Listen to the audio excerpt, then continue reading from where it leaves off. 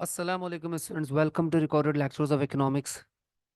This is Quram Sakim and today I'm going to start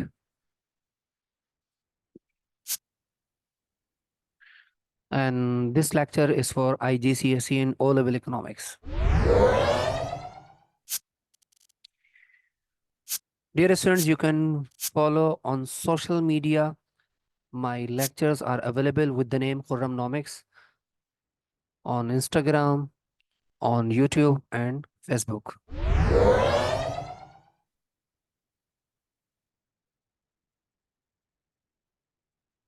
Alright, today I'm going to start the new chapter that's named Macroeconomic Aims of Government, chapter number 25.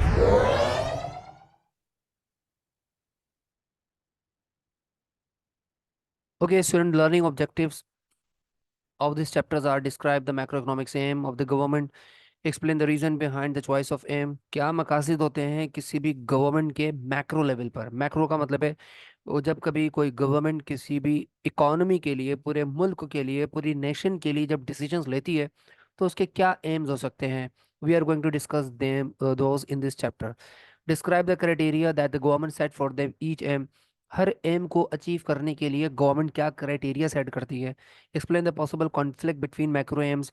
Macro economic कोई एक M achieve करना होता है तो दूसरा M उसके conflict या against आ जाता है, तो फिर किस एम को अचीव पहले किया जाए और किस एम को बाद में अचीव किया जाए, तो उस कॉन्फ्लिक्ट को कैसे रिजॉल्व किया जाए। We are gonna discuss everything in detail in this chapter.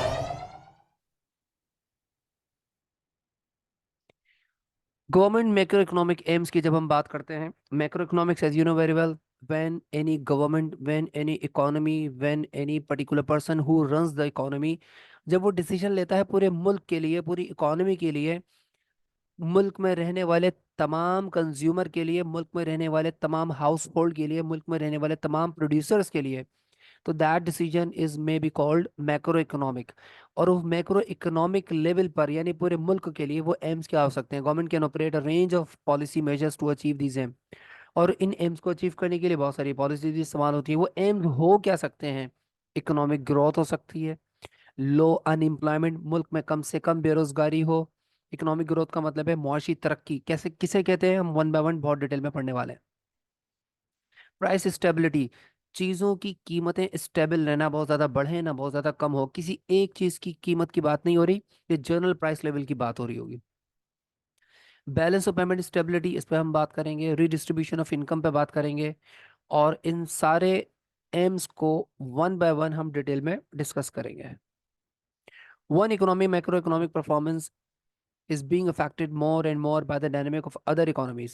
होता क्या है, एक मुल्क की इकोनॉमी का असर दूसरे मुल्कों की इकोनॉमी पे पड़ता है, और दूसरे मुल्कों की इकोनॉमी का असर हमारे मुल्क की इकोनॉमी पे पड़ सकता है, because all the countries are exporting and importing goods and services, जिसकी वजह से ये परफॉर्मेंस एक मैक्रो इकोनॉमिक इशू दूसरे मुल्क के इकोनॉमिक इशू को अफेक्ट कर रहा होता है।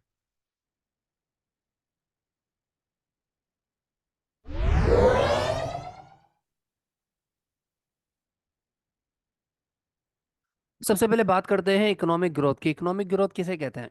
There is an increase in its output in the short run, this is sometime refer to as actual economic growth.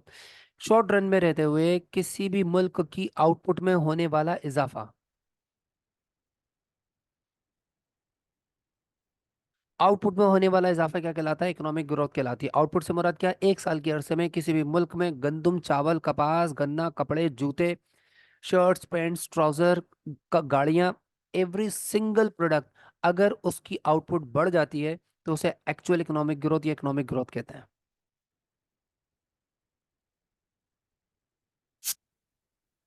इस चीज को हम एक डायग्राम के थ्रू देखते हैं। जैसे कि पीपीसी कर्व हम पहले पढ़ चुके हैं। हॉरिजॉन्टल एक्सिस पे कंज्यूमर गुड्स प्रोड्यूस हो रही हैं, और वर्टिकल एक्सिस में हमने शो किया कि एक मुल्क जो दो चीजों की प्रोडक्शन कर रहा है, कैपिटल गुड्स की और कंज्यूमर गुड्स की, और उसका एक ही पीपीसी कर्व है जिसका नाम है वाई वाई। अब हम देख सकते हैं और ये बात जानते हैं कि इस पीपीसी कर्व के ऊपर किसी भी पॉइंट पे अगर प्रोडक्शन होती है तो दैट शोर्स फुल यूटिलाइजेशन ऑफ रिसोर्सेज, यानी मुल्क के land, labour, capital, enterprise fully utilised है।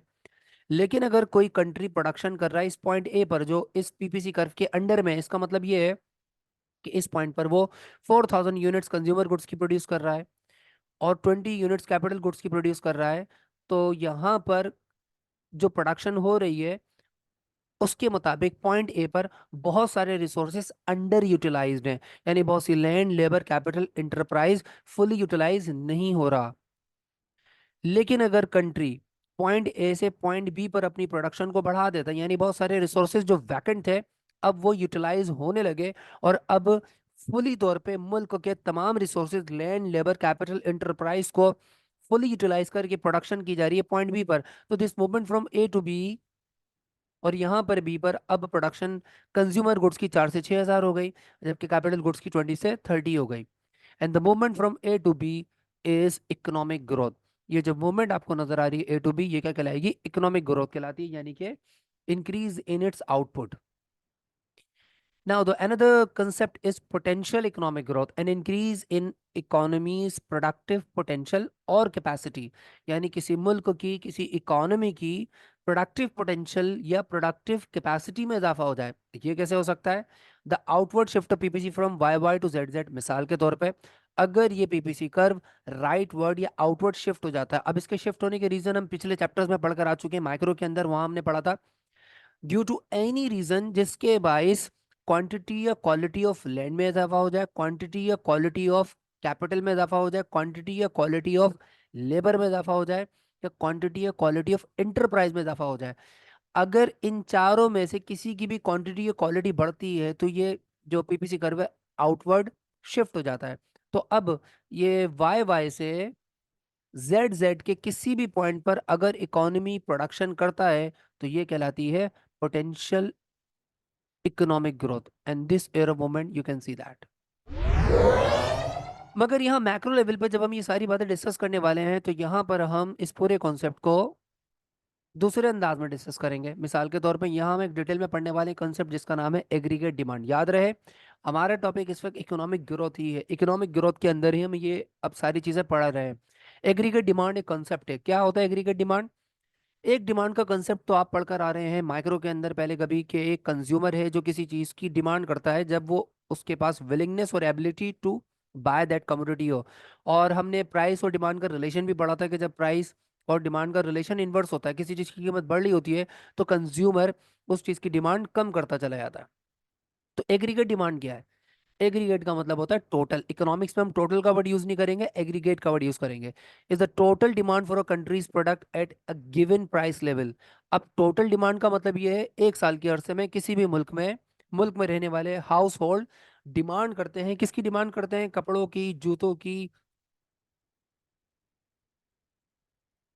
Pencil, rubber, cutter, fan, car, laptop, any single product.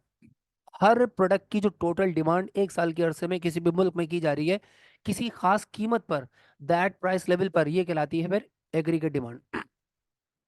तो इकोनॉमिस्ट से इधर अगर आप किसी मुल्क की एग्रीगेट डिमांड कैलकुलेट करना चाहते हैं तो चार तरह की खर्चों को, एक्सपेंडिचर्स को ऐड कर लिया जाए। सी फॉर कंजम्पशन या कंज्यूमर कंजम्पशन एक्सपेंडिचर, यानी किसी भी मुल्क में रहने वाले लोग, हाउस होल्ड जो गंदम, चावल, कपास, गन्ना, कपड़े, जूते खरीद कर इस्तेमाल कर रहे हैं, तो ये कंजम्पशन या कंज्यूमर डिमांड कहलाती है।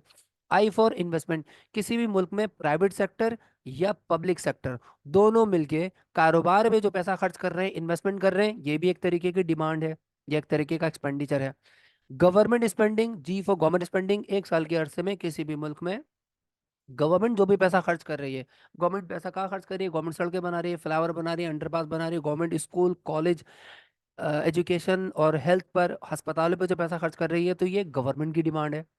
और एक्स माइनस एम ये कहलाता है नेट एक्सपोर्ट। नेट एक्सपोर्ट का मतलब होता है एक्स फॉर एक्सपोर्ट है और एम फॉर इम्पोर्ट है। एक साल के अरसे में किसी भी मुल्क की जो एक्सपोर्ट्स हैं, एक्सपोर्ट क्या से मुल्क में पैसा आता है और इम्पोर्ट क्या से मुल्क से पैसा जाता है, एक्सपोर्ट में से इम्पोर्ट को माइनस कर दें, जो दोनों का डिफरेंस आएगा वो कहलाता है नेट एक्सपोर्ट। तो नेट एक्सपोर्ट का जो भी आंसर आएगा पॉजिटिव भी आ सकता है, नेगेटिव भी आ सकता है। तो ये भी किसी भी मुल्क की एक्सपेंडिचर हो सकती है, डिमांड हो सकती है। अब अगर इन चारों खर्चों को प्लस कर दिया जाए तो ये किसी भी मुल्क की, किसी भी इकोनॉमी की एग्रीगेट डिमांड कहलाती है। इस चीज को हम विद एग्जांपल कैलकुलेट करके देखते हैं तो आपको ज्यादा बेहतर बात समझ आएगी। और अब हम उस रिलेशनशिप को भी देखते हैं कि यहाँ पर ही एग्रीगेट डिमांड इन सबके प्लस करने पर आ गया। लेकिन एग्रीगेट डिमांड का प्राइस के साथ क्या रिलेशन है? एग्रीगेट डिमांड का प्राइस के साथ वही रिलेशन है जो इंडिविजुअल डिमांड का माइक्रो में हुआ करता था। क्या हुआ करता था? Inverse relation between price and quantity demand. तो यहाँ पर भी देखिएगा लिखा हुआ है, a fall in country's price level causes an extension in aggregate demand. अगर किसी भी मुल्क में चीजों की कीमतें, जनरल प्राइस लेवल कम होता है, तो लोग, कंज्यूमर, चीजों की डिमांड बढ़ा देंगे। इन्वेस्टर्स, बिजनेस पर्सन बिजनेस में ज्यादा इन्वेस्टमेंट करने लगेंगे। गवर्नमेंट भी ज्यादा खर्चा करने लगेगी स्कूल, कॉलेज, यूनिवर्सिटी और सड़कों के ऊपर। और मुल्क की जो आपकी एक्सपोर्ट और इंपोर्ट का जो डिफरेंस, नेट इंपोर्ट है, वो भी बढ़ जाएगा। Household and firms would have more purchasing power, and because it increases the international competitiveness of country's product। तो देखिएगा, मैंने एक प्राइस ली, फॉर एग्जांपल एक कमोडिटी, जर्नल प्राइस लेवल है। अभी ये इंडिविजुअल प्राइस नहीं है। जनरल प्राइस लेवल चीजों का एक एवरेज प्राइस लेवल हम कह लें, फॉर एग्जांपल 20 है, 40 है, 60 है, 80 है, 100 है, यानी प्राइस लेवल बढ़ता जा रहा है। तो उसके साथ साथ कंजम्पशन भी, यानी कंजम्पशन एक्सपेंडिचर लोगों का, वो क्या होता जाएगा? कम होता जाएगा। प्राइस 20 है तो लोग, हम एक एग्जांपल ले लेते हैं कि साल में 125 रुपीज से डॉलर खर्च करते हैं चीज़ों की खरीदो फरोख्त पे, जिसमें उसकी तमाम ग्रोसरीज आ सकती हैं, जिसमें उसका food, shelter, clothing, health, education, ये सब आ रहा है। और अगर जनरल प्राइस लेवल बढ़ता है तो उसकी कंजम्पशन कम हो जाती है, जैसा कि इन्वर्स रिलेशन है प्राइस में और कंजम्पशन एक्सपेंडिचर में, जैसा कि इंडिविजुअल प्रोडक्ट पे भी ऐसे ही होता था।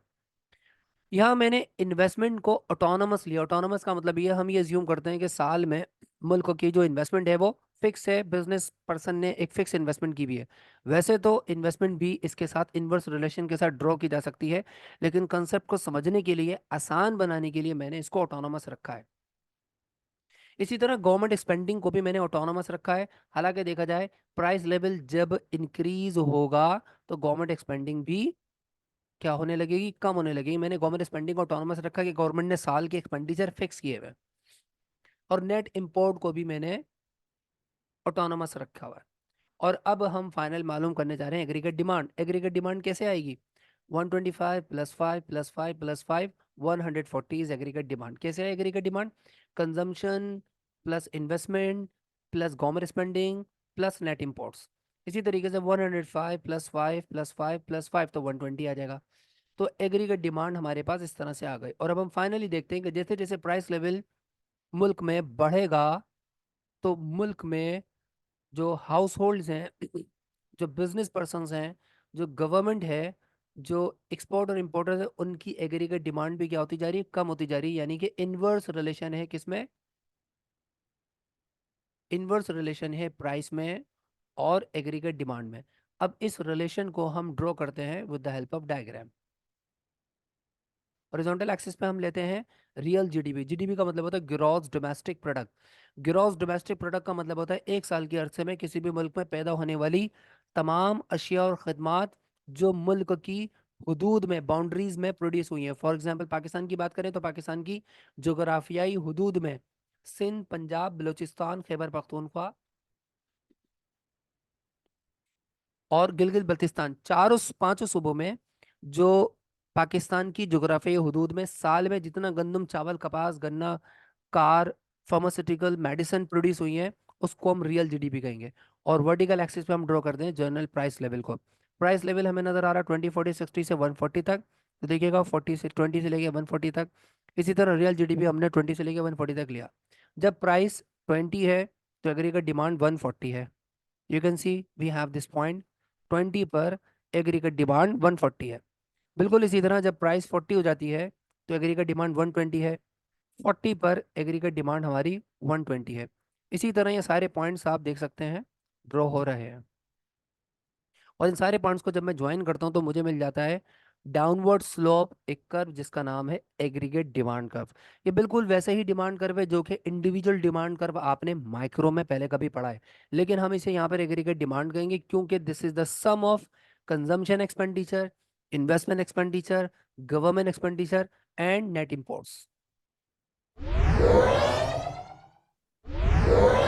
अच्छा, एक चीज मैं बताता चलूं, और ये जो मूवमेंट है, movement along aggregate demand curve, that is called extension. ये देखिएगा यहाँ पे इसको हमने शो किया हुआ है। ये क्या है? A fall in country's price level. जब ये प्राइस लेवल यहाँ पे डिक्रीज हो रहा है, कौन सा प्राइस लेवल डिक्रीज हो रहा है? Here it is.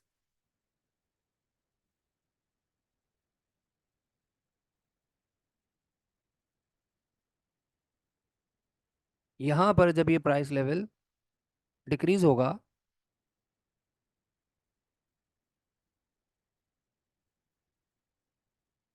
140 से 120, 120 से 100, 100 से 80, तो यहाँ देखिएगा एग्रीगेट डिमांड इंक्रीज हो रही है, एग्रीगेट डिमांड एक्सटेंड हो रही है, नॉट इंक्रीज। तो this is for extension in aggregate demand. इसी फिनोमेने को रिवर्स कर दें, अगर प्राइस यहाँ से 20 से 40, 40 से 60 बढ़ रही है, तो एग्रीगेट डिमांड यहाँ पे क्या हो रही है? कॉन्ट्रैक्ट हो रही है।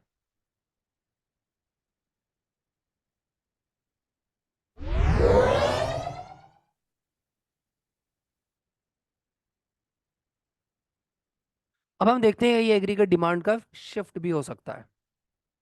शिफ्ट क्यों और कैसे हो सकता है? There are number of causes and increase in aggregate demand. देखिएगा, पीछे हमने पढ़ा एक्सटेंशन इन एग्रीगेट डिमांड, और ये है increase in aggregate demand. Increase भी कहेंगे, राइज भी कह सकते हैं, यानी कि a shift to the right of the aggregate demand curve. Aggregate demand curve rightward shift अगर होता है तो दीज इंक्लूड, उसके रीजन क्या हो सकते हैं, उसके फैक्टर्स क्या हो सकते हैं, उसके कॉजेज क्या हो सकते हैं?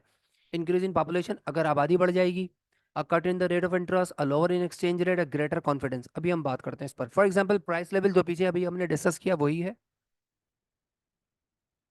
ये वही कंजम्पशन एक्सपेंडिचर जो किसी भी मुल्क के हाउस होल्ड कर रहे हैं। जब जब प्राइस इंक्रीज हो रही है, तो लोगों का कंजम्पशन एक्सपेंडिचर कम होता जा रहा है। इन्वेस्टमेंट ऑटोनोमस है, गवर्नमेंट स्पेंडिंग ऑटोनोमस है, और नेट इंपोर्ट भी ऑटोनोमस है।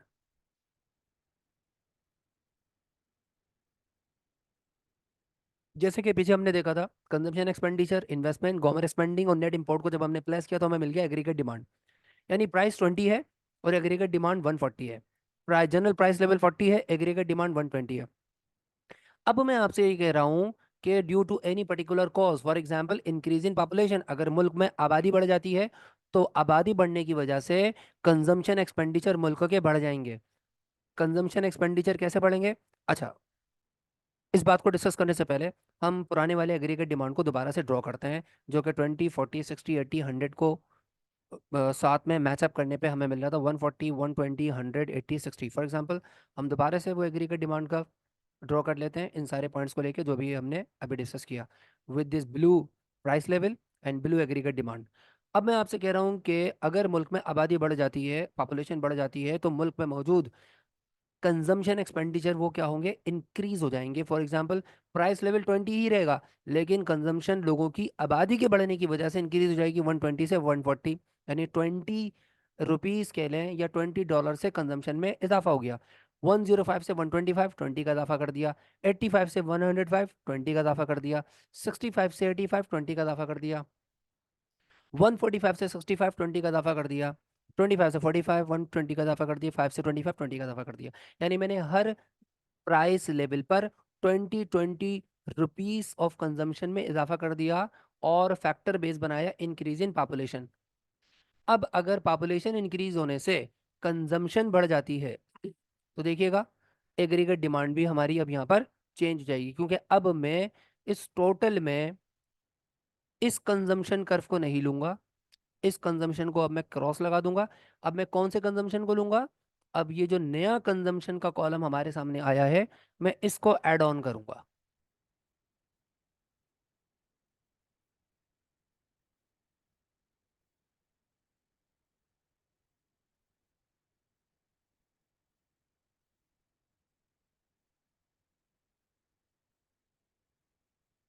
Wait minute.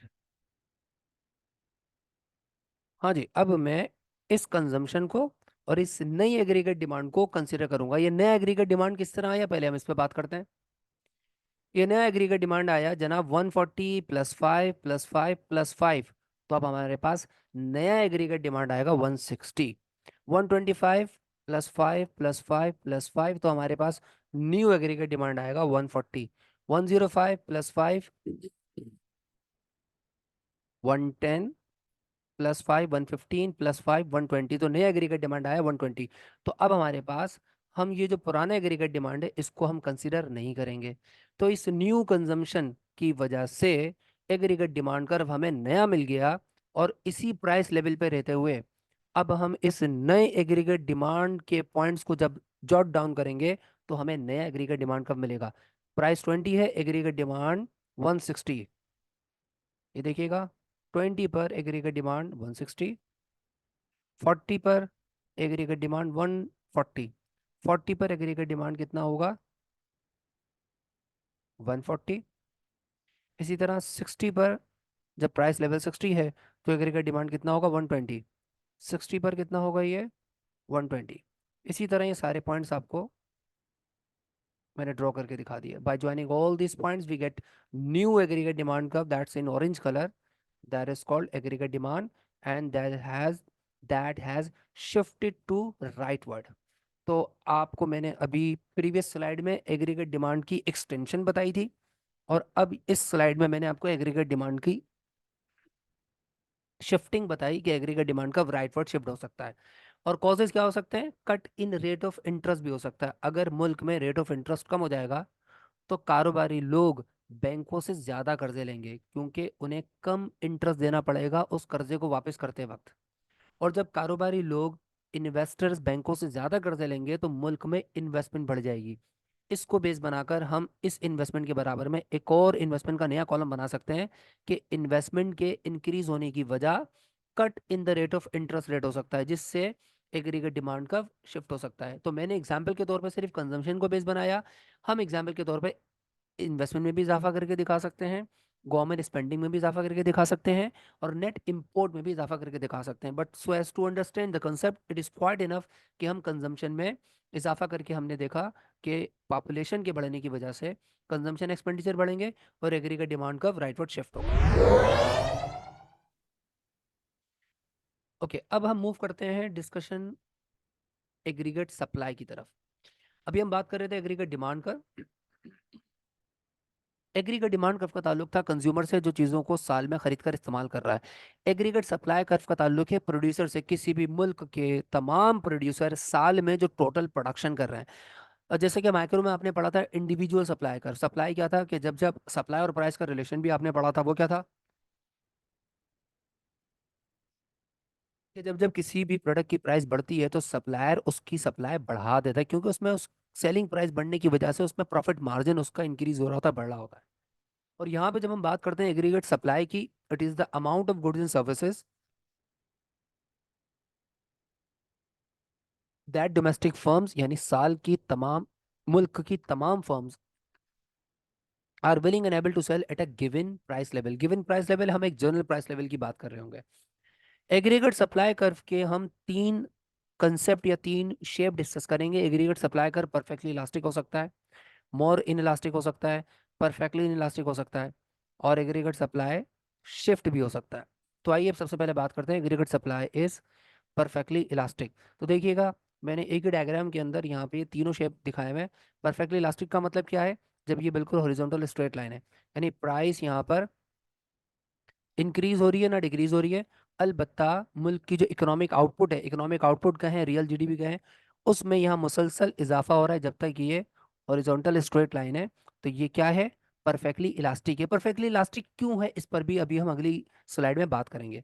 More in elastic, और कुछ अरसे के बाद जब एग्रीगेट सप्लाई कर्व इंक्रीज होने लगता है, यहाँ पर अपवर्ड मूव होने लगता है, एक्सटेंड होने लगता है, तो ये कहलाता है मोर इन इलास्टिक।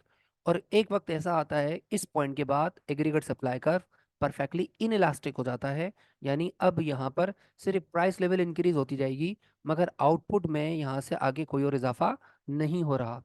और चौथी चीज हम पढ़ेंगे, एग्रीगेट सप्लाई इंक्रीज होगी कब? जब वो राइटवर्ड शिफ्ट होगा। इन सारे कॉन्सेप्ट को वन बाय वन पढ़ते हैं।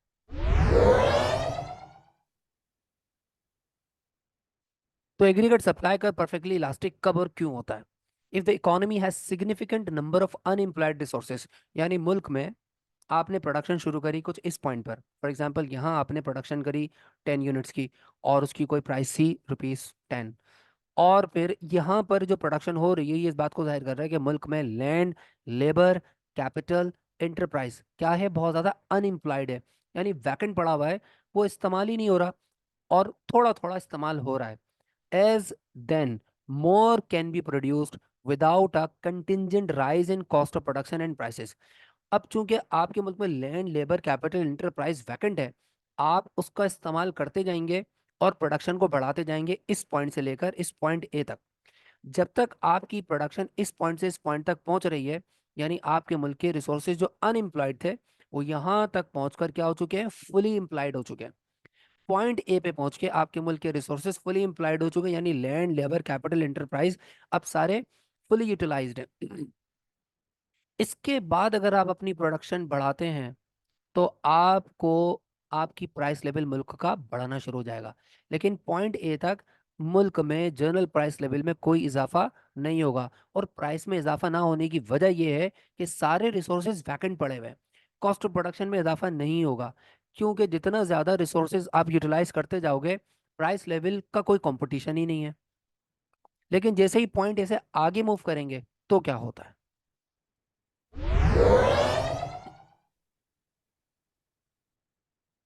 Aggregate supply is more in elastic. In elastic कब होगा, इस पॉइंट ए के बाद से। ये रेड वाला इन इलास्टिक है। The curve becomes more inelastic as the economy approaches full employment. जैसे ही इकोनॉमी फुल एम्प्लॉयमेंट पे पहुंचती है, since then the firm will be competing for resources. अब यहाँ पर मुल्क में मौजूद जितने भी प्रोड्यूसर्स हैं वो रिसोर्सेज के लिए एक दूसरे से कॉम्पीट करेंगे। हर एक को ज्यादा लैंड चाहिए, ज्यादा लेबर चाहिए, ज्यादा कैपिटल चाहिए। अब मिसाल के तौर पे 5 बिजनेस पर्सन हैं जो प्रोडक्शन कर रहे हैं गंदम, चावल, कपास की, और मुल्क में तमाम लेबर फुली एम्प्लॉयड हो चुके हैं। अब अगर किसी एक बिजनेस पर्सन को ज्यादा लेबर चाहिए तो यकीनन वो किसी दूसरे बिजनेस पर्सन के लेबर को हायर करेगा, ज्यादा कीमत पे करेगा। जब ज्यादा कीमत पे करेगा तो ही लेबर उसके पास आएगा, और जब ज्यादा वेजेस पे करेगा तो कॉस्ट ऑफ प्रोडक्शन बढ़ेगी। कॉस्ट ऑफ प्रोडक्शन बढ़ेगी तो जनरल प्राइस लेवल मुल्क में चीजों की कीमतों का बढ़ना शुरू हो जाएगा। तो जिसकी वजह से फुल एम्प्लॉयमेंट अचीव करने के बाद, यानी पॉइंट ए के बाद जैसे ही इजाफी प्रोडक्शन की तरफ जाएंगे, तो अब एम्प्लॉयमेंट जो है वो, जो रिसोर्सेज है वो फुली एम्प्लॉयड हो चुके हैं। फुली एम्प्लॉयड के बाद अब उनमें कंपटीशन शुरू होगा। This will push up their cost and as a result the price level will increase. Hope you understand the concept. और पॉइंट ए से पॉइंट बी तक ये कंपटीशन जारी है।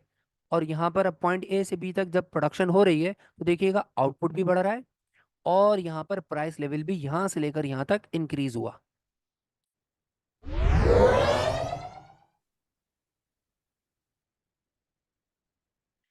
और पॉइंट बी के बाद ये वो लेवल है जहां पर aggregate supply is perfectly inelastic. Aggregate supply perfectly inelastic का मतलब ये है यहाँ से ज्यादा प्रोडक्शन अब आगे इकोनॉमी में हो ही नहीं सकती। उसकी वजह क्या है, at full employment of resources. अब यहाँ पर सारे रिसोर्सेज मुल्क के फुली एम्प्लॉयड हो चुके हैं। लैंड, लेबर, कैपिटल, एंटरप्राइज जितना था सब फुली एम्प्लॉयड हो चुका है। aggregate supply becomes perfectly inelastic since at this point a further increase in output is not possible। अब आपके मुल्क में इजाफी आउटपुट या प्रोडक्शन उसी सूरत में हो पाएगी जब मुल्क में क्वांटिटी या quality of land, labour, capital, enterprise में इजाफा हो। और वो कब इजाफा होगा, कोई डिस्कवरी ऑफ रिसोर्सेज हो जाए, मुल्क में लेबर की ट्रेनिंग कर दी जाए। लेकिन अगर तमाम रिसोर्सेज फुली यूटिलाइज है इस पॉइंट बी पर, और अब सिर्फ और सिर्फ क्या होगा, मुल्क में तमाम प्रोड्यूसर के दरमियान सिर्फ और सिर्फ कंपटीशन रहेगा ज्यादा से ज्यादा रिसोर्सेज को हासिल करने का, ज्यादा लैंड हासिल करने के लिए, ज्यादा लेबर हासिल करने के लिए, ज्यादा कैपिटल अवेल करने के लिए। तो अब आउटपुट तो नहीं बढ़ पाएगी, लेकिन इस पॉइंट के बाद से प्राइस लेवल मुसलसल बढ़ता रहेगा। तो यहाँ पर aggregate supply curve perfectly inelastic हो जाता है। तो हम इस कंक्लूजन पे पहुंचे कि एग्रीगेट सप्लाई कर्व जो है वो एक खास वक्त तक परफेक्टली इलास्टिक होता है, फिर उसके बाद वो मोर इन इलास्टिक होता है, और उसके बाद वो परफेक्टली इन इलास्टिक हो जाता है। अब हम बात करते हैं ये एग्रीगेट सप्लाई का क्या राइट शिफ्ट भी हो सकता है। Yes, aggregate supply will increase and aggregate supply curve shift to the right if cost of production fall. अगर मुल्क में कॉस्ट ऑफ प्रोडक्शन किसी भी वजह से कम हो जाती है, and if the quantity and quality of resources increases. Resources of quantity and quality of resources, resources का मतलब क्या है, लैंड, लेबर, कैपिटल, एंटरप्राइज, इन चारों की क्वांटिटी या क्वालिटी किसी भी वजह से अगर बढ़ जाती है तो aggregate supply curve rightward shift हो जाएगा। कैसे शिफ्ट हो जाएगा, नाउ यू कैन सी इस पॉइंट ए से ये एग्रीगेट सप्लाई कर्व इस तरह राइट शिफ्ट हो जाएगा।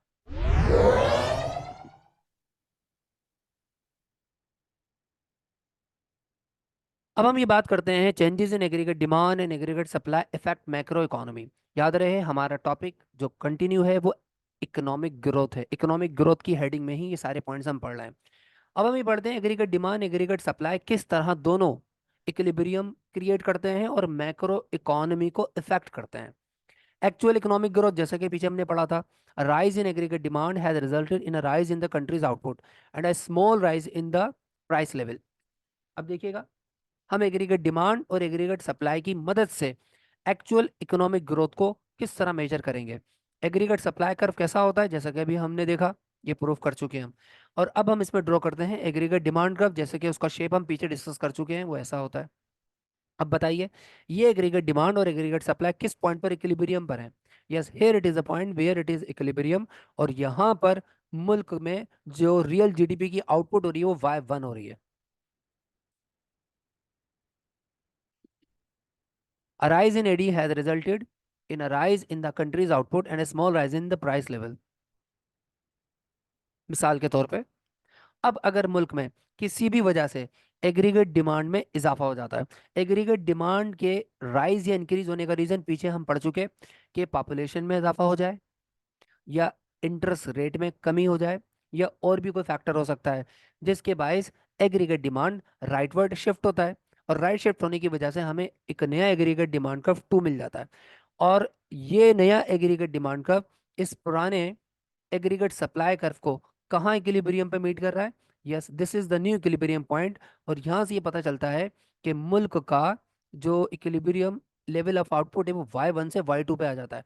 अब आप देख सकते हैं जब तक ये एग्रीगेट डिमांड कर्व इस येलो वाले परफेक्टली इलास्टिक सप्लाई कर्व पर है तो मुल्क में प्राइस लेवल में कोई इजाफा नहीं हुआ या बहुत मामूली सा प्राइस लेवल का इजाफा होगा, लेकिन एक्चुअल इकोनॉमिक ग्रोथ एग्जिस्ट करेगी।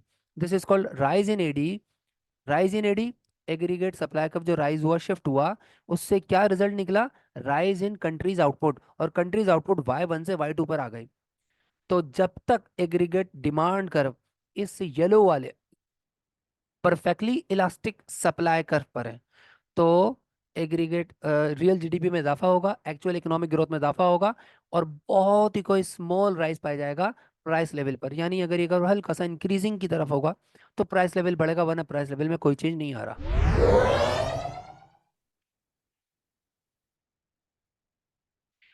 अभी हमने इकोनॉमिक ग्रोथ देखी थी और अब हम देखते हैं पोटेंशियल इकोनॉमिक ग्रोथ भी क्या पॉसिबल है एग्रीगेट डिमांड और एग्रीगेट सप्लाई की मदद से।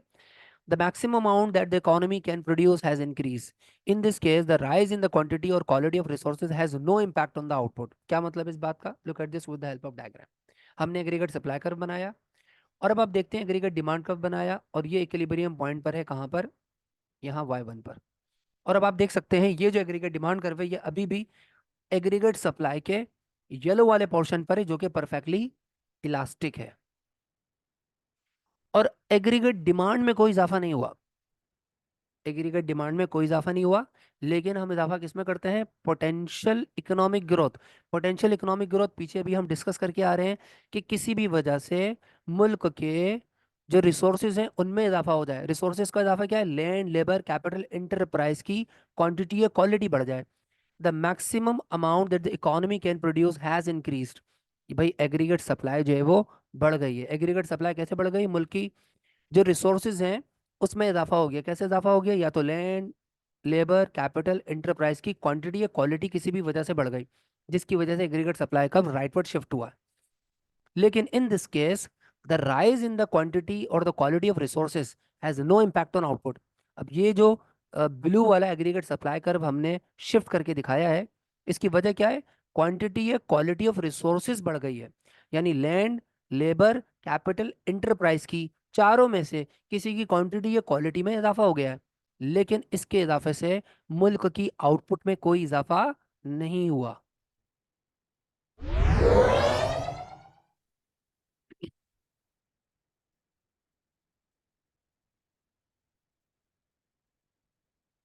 Potential economic growth causing a rise in national output. अब ये क्या चीज़ है जरा देखते हैं। अब हमने एग्रीगेट सप्लाई कर्व लिया और एग्रीगेट डिमांड कर्व को हमने ड्रॉ किया कहाँ पर। An increase in the productive potential occur when an economy is operating close to the full employment. This is very important thing. When an economy is operating, यानी मुल्क की जो जो इकोनॉमी है वो कहाँ ऑपरेट कर रही है, close to full employment. Full employment कहाँ आता है, this is the point of full employment. Full employment के बहुत करीब करीब एग्रीगेट डिमांड और एग्रीगेट सप्लाई कर एक दूसरे को मीट करते हैं। तो यहाँ पर इक्विलिब्रियम पॉइंट मिलता है ये y1। और अब अगर मुल्क के, और यहाँ पर प्राइस लेवल क्या है, फॉर एग्जांपल प्राइस लेवल ये जो भी है 20 50 वट एवर इज दैट, और अब मुल्क की पोटेंशियल इकोनॉमिक ग्रोथ होती है। पोटेंशियल इकोनॉमिक ग्रोथ का मतलब क्या है, एग्रीगेट सप्लाई का shifts to the right. Potential economic growth का मतलब है एग्रीगेट सप्लाई का shifts to the right, and it happens when there is increase in the quantity or quality of land, labor, capital and enterprise। इसका impact क्या हुआ, aggregate demand curve इस नए वाले एग्रीगेट सप्लाई कर्व को कहाँ intersect कर रहा है, यहाँ कर रहा है। इससे पता चलता है मुल्क का equilibrium output level, real GDP क्या इंक्रीज हो गया y1 से y2। और यहाँ पर पता चलता है प्राइस लेवल पहले से कम हो गया, p से p2 हो गया। It can cause a rise in the country's output. अब देखिएगा यहाँ पर potential economic growth national output में इजाफा कर सकता है, मगर कब करेगा, when an economy is operating close to full employment. अगर ये एग्रीगेट डिमांड कब इस रेड वाले एरिया के बजाय इस येलो वाले एरिया पे होता, तो इस एग्रीगेट सप्लाई के बढ़ने से मुल्क की आउटपुट में कोई इजाफा नहीं हो रहा था। लेकिन अगर aggregate supply, aggregate economy is operating close to full employment, यानी एग्रीगेट डिमांड कर्व इस रेड वाले एरिया पर मौजूद है, यानी कि दिस पॉइंट जो कि फुल एम्प्लॉयमेंट के करीब है, तो अब अगर एग्रीगेट सप्लाई कर्व इंक्रीज होता है, पोटेंशियल इकोनॉमिक ग्रोथ इंक्रीज होती है, तो मुल्क के आउटपुट में इजाफा होगा, countries output will increase and fall in the price level, और प्राइस लेवल में कमी आएगी। You can C price level decreases and real GDP increases, that is called over here national countries output increases. Okay जी। Reasons क्यों कोई भी government economic growth चाहती है, इकोनॉमिक ग्रोथ के रीजंस क्या है। इकोनॉमिक ग्रोथ कोई भी मुल्क की गवर्नमेंट इसलिए चाहती है, रेस पीपल्स लिविंग स्टैंडर्ड, ताकि मुल्क में लोगों का लिविंग ऑफ स्टैंडर्ड बेहतर हो जाए। ट्रांसफॉर्म पीपल्स लाइफ, लोगों की जिंदगी बेहतर हो जाए। Enable better nutrition, housing and health care, लोगों को ज़्यादा अच्छी सेहत, ज़्यादा अच्छा घर मिल जाए। राइज इन एम्प्लॉयमेंट, लोगों को ज़्यादा रोजगार जॉब्स मिल जाए। प्राइस लेवल कम हो जाए, जैसे कि अभी हमने लास्ट डायग्राम में देखा, प्राइस लेवल कम हो रही है और आउटपुट बढ़ रहा है। ट्रेड पोजीशन इंप्रूव, मुल्क की ट्रेड बेहतर हो जाए, यानी इतनी प्रोडक्शन हो कि आप एक्सपोर्ट भी करें। पुअर में गेन जॉब्स, गरीबों को जॉब्स मिल जाए। टैक्स रेवेन्यू जनरेटेड, बिजनेस ज्यादा होगा, प्रोडक्शन ज्यादा होगी, तो गवर्नमेंट को भी टैक्स रेवेन्यू ज्यादा मिलेगा।